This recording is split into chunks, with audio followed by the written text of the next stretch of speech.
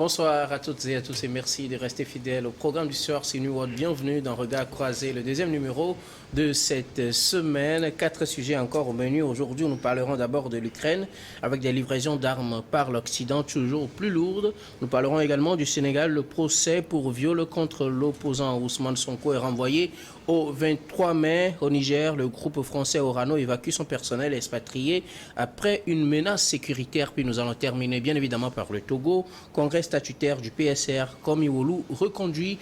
Et pour en parler ce soir, 3 invités sur ce plateau. Avec moi, Emmanuel Vivien Tomi, vous êtes le directeur général de Plume Libre, également conseiller en communication politique. Bonsoir Emmanuel Vivien et bienvenue. Bonsoir Guillaume, bonsoir à Prosper et Rodrigue. Bonsoir également à toutes celles et à tous ceux qui nous regardent un peu partout dans le monde, et particulièrement à Dakar, à Bamako et à Ouagadougou. Et voilà, juste à côté de vous, Prosper Lalmoragbouklou, vous êtes journaliste et analyste politique. Bonsoir Prosper. Bonsoir Guillaume, bonsoir à tous les aimables téléspectateurs qui sont de par le monde. Et j'aimerais retourner donc à l'ascenseur à Vivien, qui a eu l'amabilité de m'annoncer avant que les téléspectateurs ne me regardent. Donc, également mon très cher frère Rodrigue. Bonsoir. Et notre troisième invité, vous l'aurez donc compris, Rodrigue Aïgo, journaliste et également analyste politique. Bonsoir Rodrigue. Bonsoir docteur Guillaume. C'est toujours, je dirais, un travail citoyen et une obligation d'ailleurs pour nous de répondre présent pour commenter l'actualité. Donc je me réjouis de partager une fois encore ce plateau avec Prosper Lalmoragbouklou et puis avec Marc Vivien, Emmanuel Tomi, voilà, Emmanuel Vivien Tomi. Et puis saluer nos compatriotes qui nous suivent dans les différentes régions du Togo, les savanes, la Kara, la centrale, les plateaux, la région maritime et puis le Grand Lomé, sans oublier nos compatriotes de la diaspora dans tous les pays d'accueil. Bien de choses. Donc, aux enseignants qui font vraiment une bataille assez ardue pour redonner une certaine image et une contenu à l'éducation scolaire au Togo. Merci à vous d'avoir répondu donc à notre invitation. Nous attaquons le premier sujet inscrit au programme.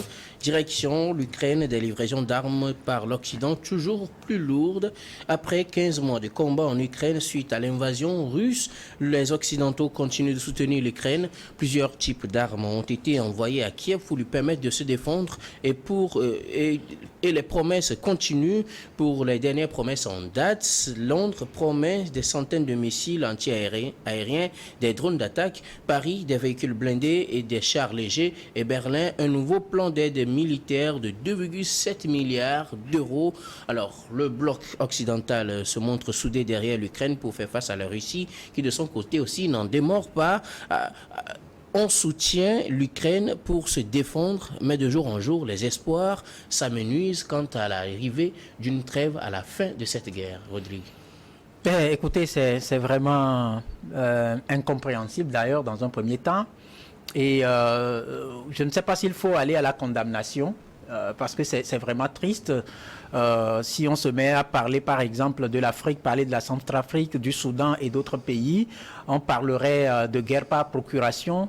Mais là aujourd'hui c'est clair qu'on assiste à une guerre, je dirais un peu aussi par procuration, parce que c'est l'OTAN et ses composants qui sont en guerre contre la Russie à travers l'Ukraine.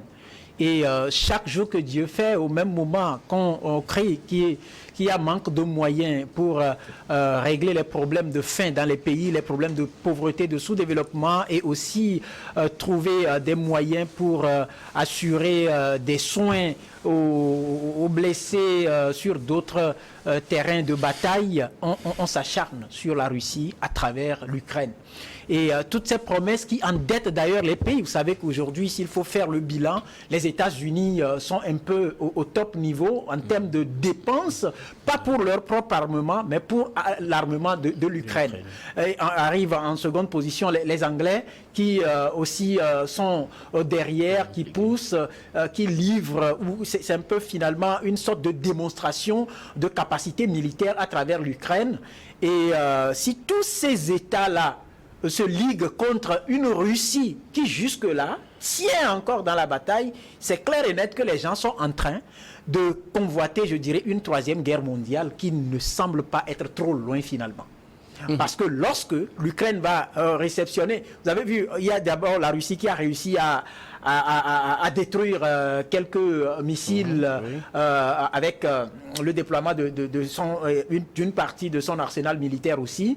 Et quand on sait que derrière la Russie, il y a aussi d'autres puissances militaires qui ne parlent pas beaucoup, mais qui semblent avoir choisi leur camp, alors là, lorsque l'Ukraine va entrer en possession de tout ce qui est promis, mais on doit s'attendre à une démonstration de force. Et une fois encore, ce serait une triste nouvelle pour nous, Africains, parce que nous dépendons de la plupart de ces États-là. Vous avez vu, quand ça a commencé en Ukraine, tout de suite, on a connu une flambée des prix des produits céréaliers, alors que nous avons des terres fertiles chez nous. Une certaine paresse en matière de gouvernance nous lâche dans un vide avec un statut d'observateur, mais au même moment, des enfants pénalisés devant une guerre livrée par des géants, c'est-à-dire des éléphants et des animaux féroces.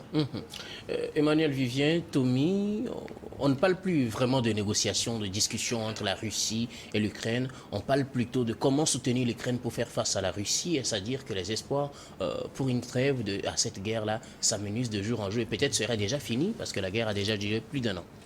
Le président français Macron déclarait hier qu'il ne s'agit pas d'aider l'Ukraine à attaquer la Russie, mais il s'agit d'aider l'Ukraine à se défendre. Moi, je pense que ce n'est même pas...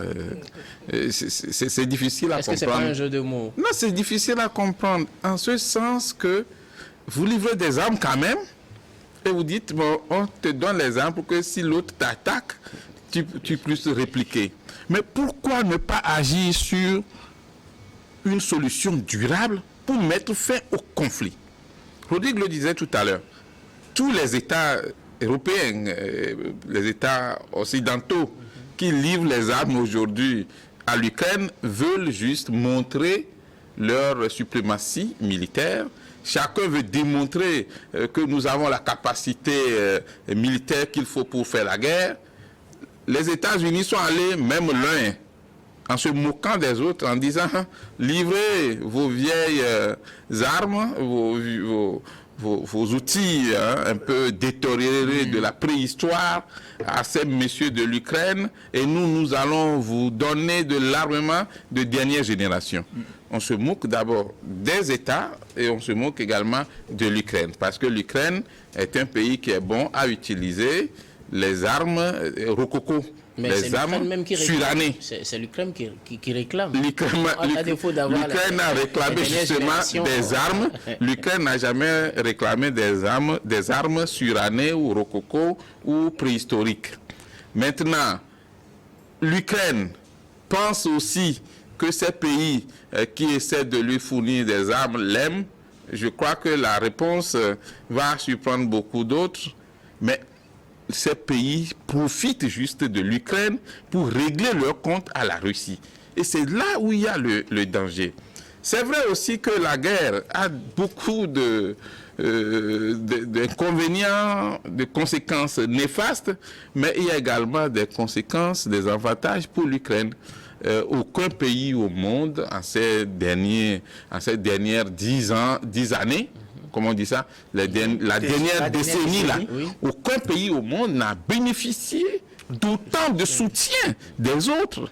Mais c'est pas l'argent. Imaginez des vivres. Non, imaginez. En termes de dépenses pour un pays, c'est-à-dire montrer à ce pays qu'on te soutient, on est avec toi, on dépense des milliards pour soutenir une guerre folle, une guerre inutile, une guerre futile, une guerre de bêtises finalement. Parce que là, la guerre, elle n'est pas à défendre, quelle que soit la cause.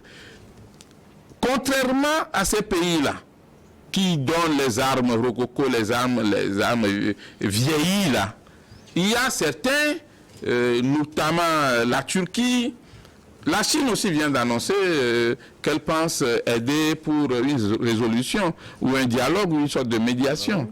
Au lieu de perdre le temps pour fournir les armes, pour démontrer qu'on a encore tel missile, on a encore telle arme, il vaut mieux aider pour une résolution durable de la crise en Ukraine. Et c'est en cela que je rejoins un peu Macky Sall et les autres Africains qui disaient que nous, au niveau de l'Union africaine, on est capable d'aider les deux pays à s'entendre.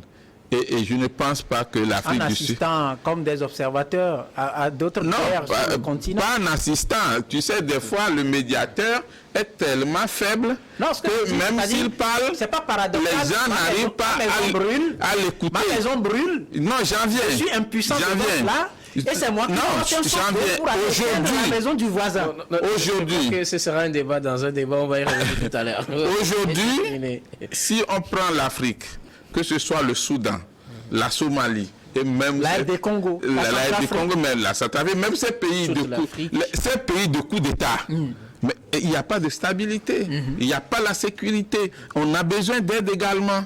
Nous avons besoin de l'aide au Togo, au Burkina, au Mali, au Nigeria, au Niger pour lutter contre le terrorisme. Et qui nous regarde? Personne. C'est à peine si on discute. C'est vrai qu'il y a eu quand même de la diplomatie de couloir. On veut voir qu'est-ce qu'on peut faire. Mais en réalité, cette folle dépense en armement au service de cette folle guerre de l'Ukraine et de la Russie, moi, ça me fait mal. Ça me fait mal parce que nous sommes arrivés à un niveau où on devrait tirer les leçons du passé. Parce qu'après chaque guerre, il faudra trouver le budget pour reconstruire le pays ou les pays.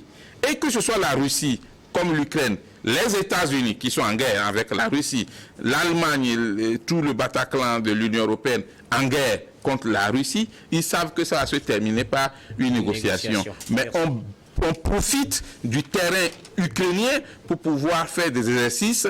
La France qui vient d'annoncer qu'elle pourra aider en formation militaire pour pouvoir vaincre l'ennemi qui est la Russie. Mais je crois que c'est des propos qui me cœurent.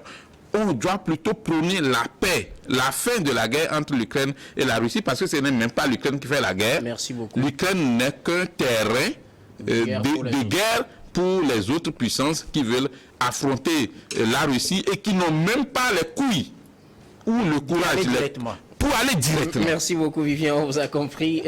Prosper Avoclou, on parle de ces pays qui sont indirectement impliqués dans cette guerre. C'est vrai, je l'avais dit, on parle de moins en moins des négociations pour trouver une solution à cette guerre. Quel doit être selon vous le rôle ou la position de l'ONU dans ce conflit normalement? Non, l'ONU, c'est les États-Unis. Donc, non. Qui parle formellement l'ONU. Les États-Unis habitent l'ONU. Les Nations Unies, c'est pas forcément les États-Unis. Les États-Unis, vous savez, les décisions qui sont prises, je dirais la nomination du secrétaire général vient donc des propositions. C'est désignation. Non, moi je m'appelle la nomination. Désignation. On le prend, je dirais tout simplement, à volonté pour pouvoir servir les causes des riches de ce monde-là. Moi, je ne vois pas l'ONU jouer un grand rôle. Il ne peut plus parce que l'ONU est partie prenante de la guerre. L'ONU est partie prenante. L'ONU n'est pas... En quoi? Elle est partie prenante de la guerre. Ça, on ne peut que s'en tenir compte parce que lorsque la guerre a commencé, quand Vladimir Poutine avait réclamé donc l'indépendance de son territoire parce que l'OTAN s'approchait trop de ses frontières. L'ONU n'a rien dit. L'ONU est arrivée pour remplacer, comme on appelle l'ancienne, la Société des Nations. Mais quel rôle joue l'ONU aujourd'hui? Elle est partie prenante de toutes les guerres au monde. Elle attise même les reines. Et ceux qui sont là pour pouvoir diriger, alors contrôler l'ONU, ce sont les États-Unis, les Occidentaux. Vous voyez, le Conseil de sécurité avec ses 5 membres, comme on appelle, permanents, et les droits de veto. Il y a la Russie, il y a la Chine aussi. La Russie et la Chine sont là, oui. Il faut comprendre quelque chose. Aujourd'hui, si on revient un peu à l'étape de cette guerre-là, moi j'ai noté des chiffres. Je crois qu'on va travailler avec les chiffres. Quand l'Allemagne annonce 2 milliards 700 millions d'euros pour aider et promet même de construire avec l'usine, une usine locale qui voulait se délocaliser. Le Rheinmesh, je ne sais pas, qui doit se délocaliser vers l'Ukraine pour construire, pour aider l'Ukraine même à construire les armements. Voilà. Et quand on revient un peu aux chiffres, on a 230 chars blindés de combat qui sont livrés, 1550 véhicules blindés, des MiG, vous voyez à peu près. Aujourd'hui, combien les États-Unis ont dépensé pour cette guerre-là? Les États-Unis promettent 400 millions d'euros, milliards plutôt d'euros, pour pouvoir réinvestir dans cette guerre-là. Regardez, quand vous voyez les chiffres sont tellement affolants que je me demande si vraiment ceux-là qui veulent prôner la démocratie, la paix dans le monde, sont réellement des vecteurs de paix. Non. Ils créent plutôt les guerres. Voyez, regardez ce qui se passe. Pour vous, ces pays étant impliqués en promettant des choses pour soutenir l'Ukraine, font que l'ONU n'est plus neutre selon vous? L'ONU n'a jamais été neutre. Ça, il faut quand même le dire. D'accord. Un dernier aspect que je voudrais qu'on souligne d'abord avant de clôturer. La semaine passée, l'ambassadeur américain en Afrique du Sud avait fustigé les dirigeants sud-africains d'avoir soutenu la Russie en livrant des armes à la Russie. Alors, peut-on aujourd'hui accuser l'Afrique du Sud de violer son principe de neutralité en livrant des armes à la Russie quand on sait que les mêmes personnes livrent des armes à l'Ukraine? Mais écoutez, les gens sont sur un marché. Ouais. C'est du business. Ne me dites pas que tous ces chiffres dont quelques-uns avancés tout à l'heure par Prosper, après cette guerre-là, tous ces donateurs ne vont pas entrer en possession de tout ce qu'ils envoient. On va commencer plutôt par parler de l'avenir de l'Ukraine. Ouais. C'est un pays qui n'appartient plus aux Ukrainiens. Aujourd'hui, soit ça va appartenir à la Russie, ou soit ça va appartenir, une partie va appartenir aux pays donateurs, donc de l'OTAN, et l'autre partie à l'Ukraine. Ça veut dire que c'est plutôt à la Russie. Ça veut dire que l'Ukraine n'a plus totalement d'existence. La question qu'il faut se poser, c'est pourquoi est-ce que les gens ont intérêt à envoyer tous ces milliards-là dans une guerre qui n'est pas leur guerre, comme ils le disent. Et quel intérêt aurait l'Afrique du Sud dans le Oui, c'est parce que c'est un pays africain. D'abord, on minimise la puissance africaine et l'Afrique a quelle arme à mettre sur le marché. Donc aujourd'hui, quand par exemple j'entends dire quand on se moque de la capacité ou de la qualité des armes que les autres pays envoient en Ukraine, ça veut dire que déjà on est sur un terrain de guerre de communication pour dire écoutez c'est nous. Il y a le marketing. Il y a le marketing également qui est mis en exergue dans cette histoire et c'est pour dire que écoutez Africains taisez-vous. C'est un peu cela. Non, mais on peut même parler de 2 poids, 2 mesures. Oui. Parce que du moment où vous livrez des armes à l'Ukraine, nous aussi, on peut choisir de livrer des armes à la Russie. L'Afrique du Sud avait annoncé sa neutralité, elle ne soutient ni la Russie ni l'Ukraine. Oui, mais ça n'a rien à voir avec le business. Ça n'a rien à voir avec le business parce que à l'ONU, il y a des pays africains qui ont voté contre, il y en a qui ont voté pour, il y en a qui se sont abstenus. Mais en matière d'affaires comme les autres... La majorité a voté contre. Oui, en matière d'affaires comme les autres savent le faire. L'Afrique du Sud, qui reçoit bientôt Vladimir Poutine, on lui demande déjà de l'arrêter, ce qui n'est même pas envisageable. Il faut oublier ça. Aucun pays africain ne va arrêter Vladimir Poutine. Mais écoutez, c'est du business. Vous vendez les armes, vous donnez ou vous prêtez de l'argent sous forme d'armement à l'Ukraine. Nous traitons avec la Russie. Nous pouvons lui livrer aussi les armes. Si des pays comme le Burkina Faso peuvent emboîter le pas aussi à l'Afrique du Sud, pourquoi pas le Togo? Pour chuter la lecture que je fais, c'est que les gens se posent des questions. Déjà, est-ce que c'est une ouverture trouvée par l'Afrique via l'Afrique du Sud pour aussi bénéficier de cette guerre-là? Parce que si on livre les armes, ça va être une question d'argent. Donc, c'est du business. C'est peut-être une puissance qui est en train, puisque les autres ne vont pas livrer des armes à la Russie. C'est la Russie même qui a attendu la paix. Tout ce que la Russie peut déployer aujourd'hui pour son ravitaillement en armement va aller directement à l'Afrique du Sud. Et donc, quand ça va à l'Afrique du Sud, écoutez, ça veut dire que ça renforce les capacités de l'Afrique du Sud et ça craint aussi. Merci beaucoup. Nous marquons la première pause, puis on revient pour la suite du débat.